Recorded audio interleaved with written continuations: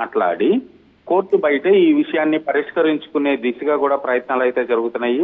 వాళ్ళకి ఇప్పటికే కొంత ఎక్స్గ్రేషియా అయితే తన వంతుగా 25 lakhs ఆయన ప్రకటించడం జరిగింది.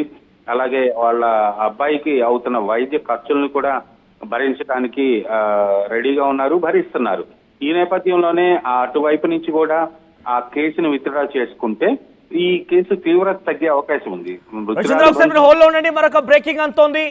ప్రెసిడెంట్ అల్లు అర్జున్ చాలా సీరియస్ గా ఉన్నారు. ఆయన అల్లు అర్జున్ కోర్టు ధిక్కరణ కేసు వేయాలనుకుంటున్నారు జైలు అధికారుల పైన. ఆల్రెడీ బెయిల్ వచ్చింది కాబట్టి అయినా కూడా ఆయన విస్మరించారు కాబట్టి కొంత ఆలస్యమైంది కాబట్టి ఈ నేపథ్యంలో కోర్టు ధిక్కరణ కేసు వేయాలనుకుంటున్నారు. అల్లు అర్జున్ లీగల్ టీం నిర్ణయం తీసుకున్నట్టు తెలుస్తోంది. అయితే తండ్రి అల్లు అరవింద్ కు తన నిర్ణయాన్ని చెప్పారు బన్నీ. ఈ కేసులో ఎంత దూరమైనా వెళ్ళాలని బన్నీ ఫిక్స్ అయినట్టుగా తెలుస్తోంది. అయితే ఇప్పటికే జైలు వెళ్ళి వచ్చాను, మళ్ళీ వెళ్తా అంటూ బన్నీ ఎమోషన్ కూడా గురైనట్టు తెలుస్తోంది. ఇప్పటికే తన సన్నిహితులతో అల్లు అర్జున్ మంత్రాలు కొనసాగిస్తున్నారు. జైలుకు వెళ్ళడాన్ని సవాల్గా తీసుకున్నారు అల్లు అర్జున్. బ్రేకింగ్ న్యూస్ చూస్తున్నాం. అల్లు అర్జున్ ఈ కేసు పైన ఎంత దూరమైన వెళ్ళడానికి సిద్ధంగా ఉన్నాను, ఆల్రెడీ జైలుకు వెళ్ళి వచ్చాను, అవసరమైతే మళ్ళీ వెళ్తాను, కానీ ఎట్టి పరిస్థితుల్లో వదిలే ప్రసక్తే లేదు. ఈ కేసులో ఎంత దూరమైన వెళ్ళాలని బన్నీ ఫిక్స్ అయ్యారు.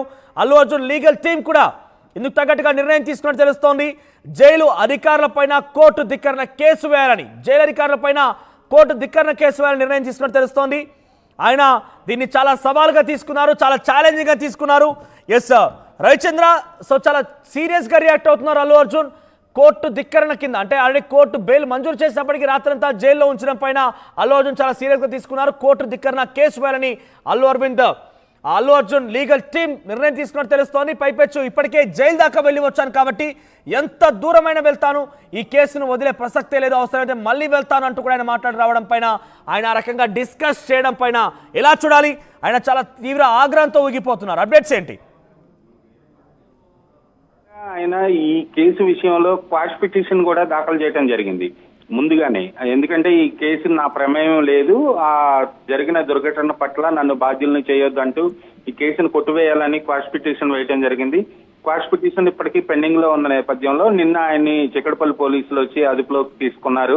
అలాగే స్టేషన్ కి తీసుకెళ్లారు. ఆ తర్వాత వైద్య పరీక్షలు చేయించి మ్యాజిస్ట్రేట్ ముందు హాజరుపరిచారు. సో మ్యాజిస్ట్రేట్ కూడా కింది కోర్టులో ఆయనకి 14 రోజులు రిమాండ్ విధించడం జరిగింది.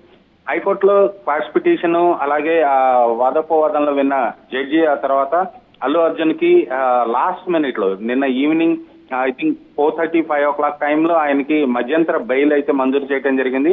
ఈ లోపే అల్లు అర్జున్ ని చెంచులు కూడా జైలుకి తీసుకెళ్లడం జరిగింది. కింది కోర్టు రిమాండ్ విధించింది కాబట్టి జైలుకి తీసుకెళ్లారు.